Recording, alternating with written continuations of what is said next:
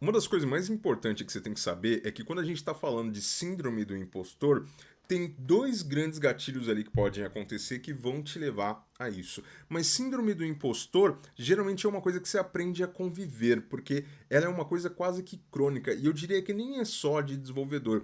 Porém, tem alguns fatores que acabam criando isso mais vezes quem trabalha na área de tecnologia. Mas nesse vídeo aqui, eu vou deixar você mais leve porque eu quero trazer algumas visões que talvez você não tenha, já que muito do que a gente tem sobre síndrome do impostor é com base em comparação. Seja a comparação que você está tendo de outras pessoas que você está vendo muitas vezes na internet, fazendo coisas que você não faz.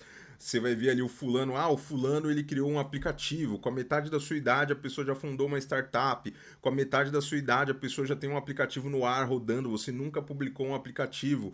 O Beltrano ele faz live falando de Clean Architecture, de Onion, arquitetura hexagonal, como se fosse nada, com uma coisa leve.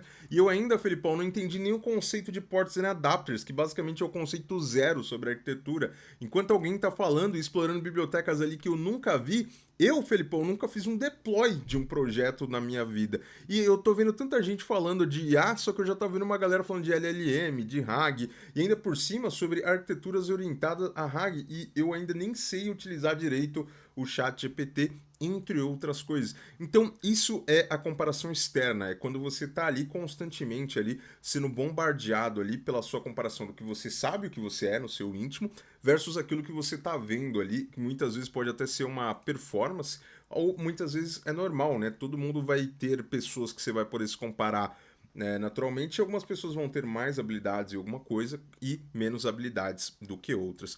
E você tem, que para mim é ainda pior, que é a comparação de você com você mesmo numa versão sua que não existe. Que você muito provavelmente tem uma visão sua onde você é uma pessoa muito perfeita, que você faz tudo da melhor maneira e tudo mais, e por conta de você não ser o estado da arte de você mesmo, isso gera uma frustração.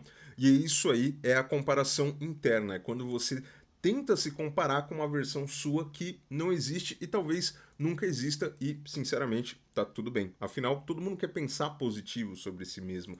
Por mais que a gente caia muitas vezes em ondas negativas, eu quero fazer o contrário nesse vídeo. Eu quero te falar coisas de que acontecem no mercado de programação que talvez você não esteja levando em consideração, tanto para te deixar mais leve, para você tirar algumas coisas dessa comparação interna, e também para você entender algumas outras coisas que o mercado de programação e o que a gente vê em cursos ou em canais de YouTube de programação, eles não são a mesma coisa. E caso você não me conheça, eu sou o Felipão, o seu irmão mais velho no mundo da programação, e como seu irmão mais velho no mundo da programação, uma coisa eu já te adianto. O que você vê, na verdade, no mercado, não necessariamente está grudado e antenado com o que você está vendo na internet.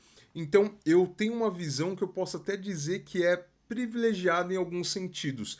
Eu tive a oportunidade de trabalhar em consultorias, e caso você nunca tenha trabalhado em consultorias, você é exposto a diferentes clientes em diferentes situações, e aí você fica alocado em um cliente um tempo, fica alocado em outro cliente outro tempo. E, além disso, hoje eu trabalho em uma startup, onde um dos focos dessa startup hoje é contratação, né? Então tem ali um foco ali em procurar também talentos ali e se conectar com outras empresas, né? Então é uma empresa que basicamente é um hub. E eu já fui conhecer como eram essas empresas parceiras que estavam procurando ali profissionais. Eu tive esse privilégio de conhecer os tipos de projeto para entender o tipo de profissionais que eles estavam procurando, né? Eu também dou treinamento e tudo mais. E eu fiquei chocado com muita coisa que eu vi e isso me deu um alívio. Então, primeira parte aqui eu vou falar de coisas que eu vi e vivi ainda muito antes de trabalhar no meu emprego atual e coisas que eu descobri ainda trabalhando aqui no meu emprego atual. Então, você vai ter essa visão, é desse ponto de partida que eu estou falando e é dessa ótica que eu estou falando, não é de imaginação, é de conhecer os tipos de projetos que rodam dentro dessas empresas. Primeira coisa que você tem que saber, sabe quando você vê aquele framework da moda, aquela tecnologia que tá todo mundo falando? Porque agora React Router é antigo, ninguém trabalha com React e usa React Router. Ou então, você vai trabalhar com gerenciamento de estados, você não usa Recoil, você usa o Context API, né? Antigamente não tinha o Context API. Então, você vê tudo isso acontecendo e você acredita que o mundo da programação é aquilo. Só que deixa eu te conversar aqui uma coisa para você conseguir ter essa noção. A teoria dos dois aviões, o que nunca saiu e o que já saiu. Felipão, não conheço. Aí você já tá piorando a situação porque eu vim aqui para aprender sobre síndrome do impostor. Você já viu aquela frase, né? Tem uma história que ela conta que tem dois aviões para saírem e aí você tem que escolher um avião para partir. Só que um avião, a pessoa vai chegar para você e falar, ó, esse avião aqui, ele já fez umas 5 viagens e tudo mais. Ele é um pouco mais caro a viagem, mas a gente já viajou com ele umas 2, 3 vezes aqui e deu tudo certo. Ah, e aquele outro? Bom, aquele outro ali ele é mais barato. Porém, a gente nunca saiu do chão com ele. Ele é mais barato. Você vai testar, muito provavelmente você vai ficar com o primeiro avião, mesmo ele sendo mais caro. O porquê disso? Porque você tem uma base comparativa. Poxa, ele já viajou, ele já foi, né, algumas vezes, então eu sei que é seguro. Aquele ali é uma aposta, né? Eu não sei como aquilo vai se comportar. E é assim no mundo da tecnologia também. Então você vai ver que muitas vezes o pessoal está discutindo a versão do Java, a versão do .NET, a versão do Node mais hype possível, só que quando você vai para projeto real do mercado, tá umas 5, 6 versões para trás. Eu já mexi em projeto em AngularJS, mas não lá muitos anos atrás, quando nasceu. Não, isso aí já tinha Angular em versões recentes. O Angular estava na versão 12, eu mexi na primeira versão, que não era nem Angular, era AngularJS. Tinha projeto com AngularJS para mexer. E ao mesmo tempo que tem coisas de atualização do Angular, hoje o Angular está na versão 20, se eu não me engano. Você vai encontrar empresas que estão hoje, empresa grande, não estou falando de empresa pequena de esquina não, tá? Empresa grande que está usando o Angular 8. Eu já vi gente de consultoria que eu estava trabalhando reclamar que fala, poxa, o Java ele teve uma grande mudança da versão 8 para cima. E tem algumas bibliotecas que se lida com data, hora, essas coisas assim, que foi uma grande mudança. Só que tinha projeto grande rodando que estava no Java 6, não estava nem no Java 7. O cara estava querendo usar um recurso do Java 8. E já aconteceu comigo em .NET também. De eu precisar de alguma coisa que era alguma coisa que era de uma biblioteca nativa do .NET, né? Afinal, minha carreira inteira foi em .NET. E eu falo, caramba, não tem essa função aqui. Por quê? Porque era uma versão muito mais antiga do que eu estava acostumado a trabalhar. E não era uma versão para trás, assim, era tipo 2, 3 versões para trás. Então tinha coisa que eu mexi em ASP clássico, dei manutenção em projeto ASP clássico. Então, tudo isso que eu quero falar para você é para você entender que não é porque você tá vendo o seu influencer ou o seu youtuber favorito mexendo na última versão, mostrando aquela coisa que é o hype do momento, aquela técnica, essas coisas, que você vai trabalhar com isso. Muitas vezes você vai até se sentir frustrado quando você se trabalha. Porque eu já vi cenários também onde a arquitetura era arquitetura baseada em vozes da cabeça daquela pessoa ali. Então tinha uma pessoa lá que ela tinha ou o ego maior e acabava sobrepondo dos outros, ou de fato ela era uma pessoa que tinha alguma importância ali no time, e a arquitetura não era arquitetura limpa, não era microkernel, não era hexagonal, não era onion, não era dava nem para dizer que era uma n-layers assim. Era um híbrido que a pessoa criou da cabeça dela. Então era orientado à cabeça do fulano. E aí todo mundo tinha que trabalhar orientado à cabeça do fulano. Então muitas vezes você vai ver que muito do que a gente acaba vendo na internet, ele é um estado da arte ou um ideal. Só que você vai ver que o mercado ele vai se nivelar daqui a muitos anos. Tem projetos que só para você mudar a versão são muito arriscados. Você vai ver principalmente em ambiente de banco, você vai ver e falar, caramba, por que vocês estão usando o projeto aqui, por exemplo, com Python 2? Poxa, Python tá no 3 faz anos, o 3 foi uma revolução. Mas por quê? Para dar manutenção naquele projeto, muitas vezes tem um custo e tem um risco. E esse risco, poxa, às vezes é alguma manutenção, alguma coisa que você fez errada, poxa, imagina para um banco, numa análise de crédito ali que ele tem que fazer automático. Por mais que você passe 1 hora que deu um bug ali que foi pro ar, olha o custo que teve essa migração. E muitas vezes, para o cliente final, isso não importa. Eu vou repetir caso você não tenha entendido. O cliente final, ele não quer saber se aquilo foi feito em Python, não quer saber se aquilo foi feito em PHP versão 1. Ele não liga se aquilo foi feito com React, Angular, JavaScript puro ou com a ferramenta de clique e arrasta. Ele não liga, ele quer saber se funciona. E outros times que não o time de dev não tá preocupado com a base de código. E é por isso que você tem uma visão de um tech lead ali para fazer essa visão dos dois mundos, pegar o que é de negócio, mas ter a preocupação técnica sim.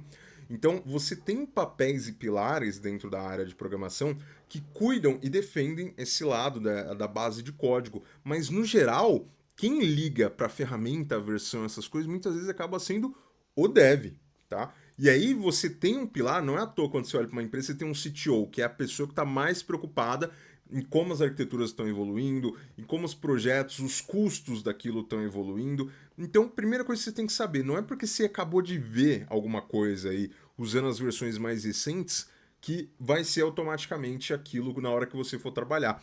É bem comum, inclusive, você pegar projetos e você fala, caramba, mano, como que. Eu nem vi tutorial disso. Eu fiz curso, eu zerei isso aqui e eu nem sabia que isso aqui existia. Então você vai ver, por exemplo, até hoje tem projeto em React feito baseado em classes. E não se usa classes em React desde muito. Vou até pegar a data aqui. Acessei aqui o lindíssimo Stack Overflow e eu tava vendo uma discussão da galera perguntando aqui, ó. Um rapaz perguntando aqui se na atualização 16, né, se o React morreu. E isso foi há 3 anos atrás. E aí um rapaz falou, né, na versão 16 ali a gente já teve uma grande mudança. Na própria documentação falou, né, que não vai ter mais componentes de classe, né? Então a própria documentação do React atual ela fala que não tem componente de classe. E até hoje você vai ver projeto em React que ainda não está no modelo funcional, ele está no modelo de classes. Então, isso é a primeira coisa que você tem que entender. O que você está vendo na internet, ele é legal, não estou falando que você não precisa estudar ou que você não deve ir atrás. Você deve ir atrás em tudo que há de novo. Mas saiba que o mercado, ele não acompanha a mesma velocidade que o que você está vendo ali do seu youtuber favorito. Você vai encontrar projetos com classes, projeto que usa gerenciamento de estado com Recoil, com outras ferramentas. Você vai encontrar projeto Java ali com versões muito antigas.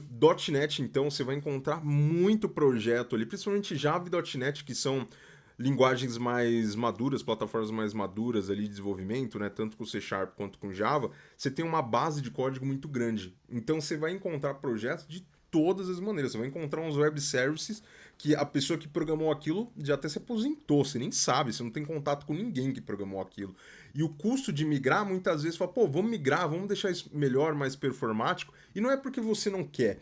Você vai perceber que muitas vezes no dia a dia vai ser tanta demanda e tanta coisa que é melhor você focar numa feature agora, que vai trazer outro resultado financeiro, do que mexer em alguma coisa que já está funcionando. Então o mercado ele acontece assim. Ah, Felipão, mas não é o certo. O certo é deixar tudo mais performático possível, usar a melhor tecnologia, a tecnologia do momento, essas coisas. Sim, mas o que você tem que entender é que migrar projetos tem um custo, custo de mão de obra. Então o seu chefe ele tá te pagando por hora. Ele não vai te pagar por hora para você refazer alguma coisa que já está funcionando. Ele vai te pagar para trazer novas linhas de receita muitas vezes. E assim você vai vendo projetos ali legados existindo e cada vez mais rápido você está vendo projetos legados. Então isso é a primeira grande coisa que eu queria colocar na sua cabeça. Não é porque você está vendo alguém discutindo arquitetura hexagonal que todo mundo usa arquitetura hexagonal. Não é porque você está vendo todos os canais que você assiste falando, por exemplo, de Solid, que você vai chegar em lugares que você vai ver seniors que nem sabe o que é Solid. Eu te garanto que você sempre vai ver algum termo que você fala, caramba, eu achava que isso aqui era normal todo mundo programar orientado a funcional. Hoje em dia tem lugares que a galera não sabe reaproveitar código. A verdade é essa. Pô, Felipe, então você tá falando que você é o ferradão e a galera não sabe de nada? Não, tem um monte de coisa que está também na minha ignorância. Tem um monte de coisa que eu não sei. Eu não sei tudo, não tem como, eu tenho que manter a sanidade. Então, toda vez que você pisa em algum lugar, você vai ver que existe o que está sendo discutido na internet e existe o que está sendo discutido no mercado. Então, muitas vezes você vai ver que aquele projeto ele tá maduro no mesmo nível que as pessoas que tomam conta dele. Caramba, Felipão, como assim? E aí aqui é um papo mais adultinho. Você vai encontrar no mercado algumas pessoas que têm um ego muito grande, muito forte, e elas vão falar: "Ah, é assim. Ah, porque eu vi num livro tal. Aí você vai. A pior coisa é quando alguém cita o livro do Clean Architecture ou do Clean Code, porque eu já li esses livros de ponta a ponta e eu já reparei que tem nego que gosta de inventar regra para esses livros. Tipo assim, ah, porque no Clean Code ou no Clean Architecture é assim. E não tem nada daquilo que a pessoa falou no Clean Code e Clean Architecture. Mas beleza. Então, você vai acabar notando que você não tem essa necessidade extrema de, poxa, dominar todos os assuntos. É legal, é interessante, vai te colocar em posições. E aí eu vou dizer ainda mais, tem processo seletivo que a prova técnica ela exige mais do que o projeto no dia a dia. Você vai lá pegar o projeto, aí o projeto vai ser uma integração onde você vai ter que usar uma API Gateway ali para você disfarçar algumas coisas ali para gerenciar diferentes APIs. Você vai ter que usar um Service Bus, você vai ter que usar um RabbitMQ para gerenciar a fila, e aí você fala, caramba, mano, imagina o trampo do dia a dia. E aí você vai ver o trampo do dia a dia, tem tanta coisa pra fazer que muitas vezes você vai acabar cuidando de uma parte específica do projeto. É normal você ver pessoas que entraram numa empresa e elas nunca mexeram no projeto inteiro, elas acabam mexendo em uma parte. Então você vai falar, caramba, será que eu vou dominar? Será que eu vou conseguir trabalhar naquela empresa? Só que você vai estar trabalhando muitas vezes numa parte específica de um projeto maior, que chega uma hora que você vai dominar aquilo. Não tem como você não dominar aquilo. A menos que você esteja muito preocupado em decorar a tecnologia e não o conceito e regra de negócio, vai chegar um momento que você vai ficar bom naquilo.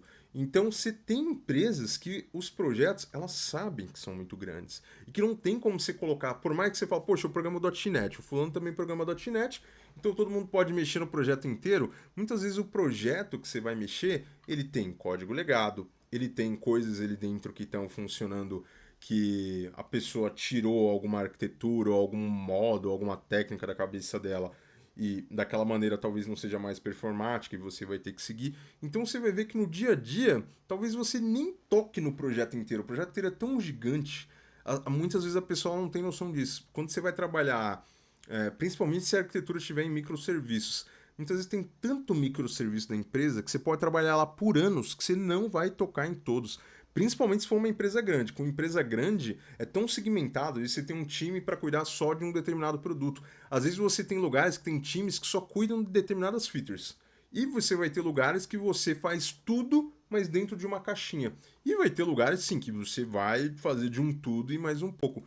Porém, é uma coisa que você consegue pegando ali a habilidade no dia a dia. Você vai ver que no final do dia o seu enrosco muitas vezes não vai ser um enrosco de código. Às vezes você vai ter muito enrosco humano, principalmente conforme você for subindo. Se for subindo de pleno, seno, essas coisas, você vai ver que você vai acabar lidando mais com o ego das pessoas do que aquele medo. Poxa, será que meu código vai funcionar? E se eu tiver no projeto, Felipão, e eu não conseguir lidar com a feature? Não sei, muitas vezes você vai ver que o problema, na verdade, vai ser lidar com o ambiente humano, com as conversas humanas.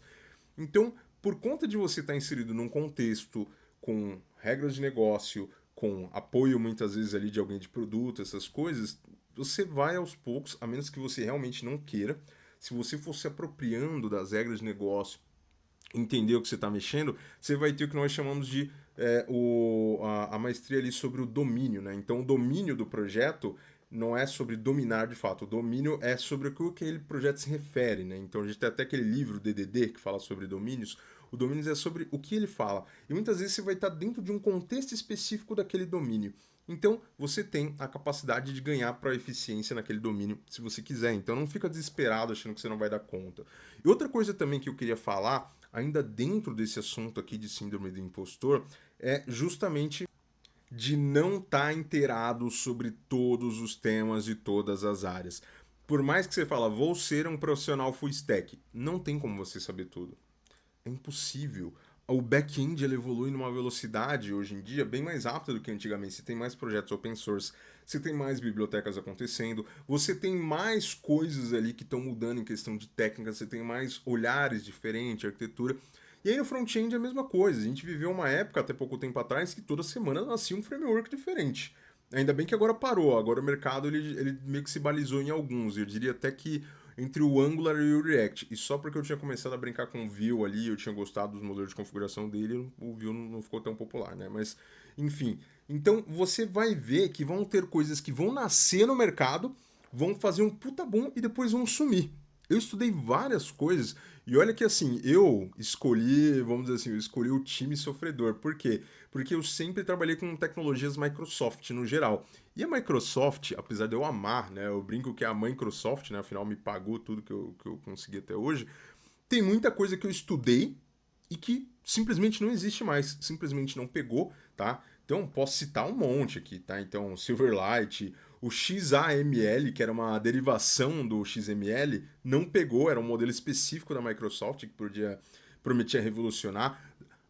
WPF, você sabe o que é WPF? Putz, não vingou. E a galera do Java tem um leque de coisa também, Java Applet. Cara, todo mundo acreditava que Java Applet era o futuro. E hoje em dia não é, aplicações progressivas, e se tinha, entre outras coisas ali, que foi uma coisa que a gente viveu no momento e passou.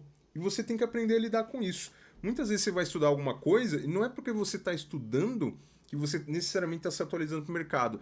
Porque muitas vezes você vai ver que você vai estar estudando e aquilo vai morrer. E tá tudo bem, é uma coisa que você precisa encarar no nosso mercado. E por que é importante você entender isso? É para você entender que não dá para acompanhar tudo. É impossível na nossa área. Não é à toa que você tem vagas tão específicas. Você tem profissional back-end, front-end, profissional engenheiro de cloud, tem engenheiro de prompt agora, você tem profissional de nuvem. Só que aí tem um ponto, né? Tem algumas empresas que elas exigem, a barra tá mais alta hoje. E aí, o que eu acredito? Eu acredito muito que você não necessariamente precisa ser um 10 em tudo, mas você também não pode zerar nos temas. Então tem coisas que eu não domino, mas eu tenho noção. E isso é uma coisa muito interessante para você quebrar um pouco do fator ali de síndrome do impostor, na minha opinião. De vez em quando, eu me proponho a fazer alguma coisa totalmente fora da minha caixinha de conforto.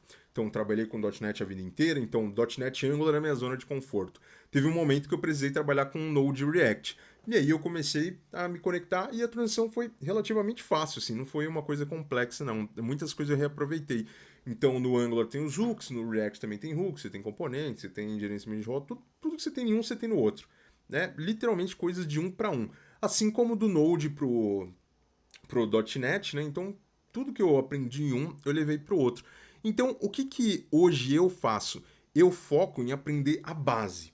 Então, por exemplo, ao invés de eu focar em ficar decorando o React ou Angular, eu aprendi sobre SPA, que é o conceito. O conceito não muda. Se amanhã aparecer um concorrente novo por React e é uma ferramenta de SPA, eu sei o que é. Eu não volto do zero. Se você aprendeu bem ECMAScript ali, os padrões ECMAScript 6, você aprendeu bem JavaScript, não tem como você chegar zerado numa biblioteca JavaScript. Então, toda vez que alguém fala assim, ah, Felipe, mas é mais lento aprender a base, eu quero ir direto para um framework, para a biblioteca, é mais lento você aprender a base. Porém, a base ninguém te tira. Então, quando eu comecei a programar, era VB. Caramba, isso entrega idade, cara. Se você não sabe o que é VB e nem VB script, dá graças a Deus aí, tá? Então você se livrou de algumas coisas. Porém, a base não muda. Isso, pra mim, é uma regra zero que eu tenho. Sempre que eu vou estudar alguma coisa, eu tenho uma curva de aprendizado no começo um pouco mais lenta, só que depois eu faço assim. Por quê? Porque eu sei que se aquela tecnologia morrer e vier alguma concorrente substituir, eu sei trabalhar, eu não estou começando do zero. Isso me dá um alívio. E muitas vezes eu me proponho a fazer coisas totalmente fora da caixinha. Eu, por exemplo, peguei um tempo atrás e programei a minha primeira API com Java Spring Boot. Eu nunca tinha programado com Java Spring Boot. Mas quando eu consegui e eu consegui fazer os paralelos, te dá aquela dopamina de você falar, caramba, no final do dia é só um bloco de notas com texto colorido. E aí te dá aquela sensação de dopamina, de conquista. Às vezes eu pego e vou fazer alguma coisa muito diferente. Então, por exemplo, GitHub Actions. Eu sempre soube uma coisinha ou outra ali, mas eu não posso dizer que domino. Eu não sou zerado, eu não tiro zero na prova nisso. Porém, eu tenho noções, eu consigo fazer algumas coisas. Então, de vez em quando, eu me proponho a fazer, e para mim, essa é uma excelente maneira de você dar uma quebrada nesses ciclos quando eles ficam mais pesados, síndrome de impostor, é jogar o chapéu do outro lado e descobrir como buscar. Porque a dopamina é muito legal nesse momento e é importante você exercitar isso, sair da sua zona de conforto. Porque se deixar, quando você menos vê, o seu GitHub inteiro é só um monte de projeto de CRUD, às vezes com a mesma estrutura de passo, com a mesma arquitetura, com as mesmas bibliotecas e tudo mais. Então muitas vezes eu falo, poxa, eu vou pegar um projeto que eu faria, eu vou pegar bibliotecas desconhecidas, aleatórias. Ah, não vou usar, no .NET a gente usava muito o NewSoft JSON. Ah, não vou usar o Newsoft.json, vou usar uma outra aqui. Então, ir testando e experimentando coisas novas vai te dar essa sensação de dopamina. Pega pra fazer alguma coisa que você fala, ó, eu não sou fã disso aqui, nunca mexi nisso, é uma coisa totalmente diferente e se propõe a ver como você aprende a nadar em situações adversas. Pra mim, a melhor maneira de você sentir que você fala, caramba, mano, tô me sentindo o King Kong aqui, tô me sentindo grandão, Felipão, é você se jogar numa situação adversa e conseguir superar. E o melhor ainda é se você puder fazer isso num ambiente controlado, num ambiente de estudo. Por quê? Porque no dia a dia do trabalho vai ter mais pressão. E isso, para mim, é a melhor maneira de você trabalhar. Obviamente que isso foi uma maneira pessoal, talvez você encontre outra para você. Afinal, todo ser humano é um conjunto de variáveis muito únicas. Então, para mim, quando eu faço alguma coisa muito longe, eu consigo entender melhor. Então, por exemplo, eu nunca fiz processos de DevOps por completo. Eu não sei fazer de ponta a ponta todos os processos que um DevOps faz. Porém, de vez em quando eu pego, poxa, deixa eu colocar alguma coisa aqui. Então, eu já sabia trabalhar com Docker, né? Eu sei algumas coisas de Docker, mas eu não dominava, por exemplo, comandos Linux. Teve um dia que eu simplesmente peguei e falei, cara, deixa eu ver o que dá pra fazer com o Linux, vamos brincar com isso aqui. E eu literalmente pego isso com essa palavra que você ouviu, vamos brincar com isso aqui. Eu não estou preocupado em fazer o projeto mais performático, mais escalável, com as melhores regras, da melhor maneira. Não, estou preocupado em usar aquilo como laboratório, em testar as coisas. E isso vai te ganhando confiança, né? E eu não sei se você já teve esse experimento de você começar a fazer alguma coisa e você tinha que ter atenção plena. Eu vou te dar um exemplo muito específico. Eu sou muito fã de jogos de corrida, a minha vida inteira. Eu sempre gostei muito de videogame e jogos de corrida foi uma coisa que um momento da minha vida clicou e simplesmente ficou. Tá? Teve algum momento da minha vida que eu não sei o que aconteceu, mas meu hiperfoco começou e eu jogo muito jogos de corrida hoje. Então, desde jogos mais antigos até jogos mais atuais. E aí, quando eu ia jogar o jogo, eu ficava bem concentrado mesmo aqui, porque qualquer coisinha, ainda mais jogando ali o Gran Turismo, né, o carro deslizava, ou então se você vai dirigir no mundo real mesmo, você vê que no começo você tá muito, poxa, tá observando tudo, se olha pra marcha e tudo mais, só que depois de um tempo, você acaba fazendo aquilo com uma naturalidade meio que por reflexo. Por quê? Porque a sua mente já expandiu e tornou aquilo tão natural que você não sente medo daquilo, você faz aquilo no automático. E aí é onde você começa a dirigir daquele jeito, né? Com uma mão aqui, outra aqui.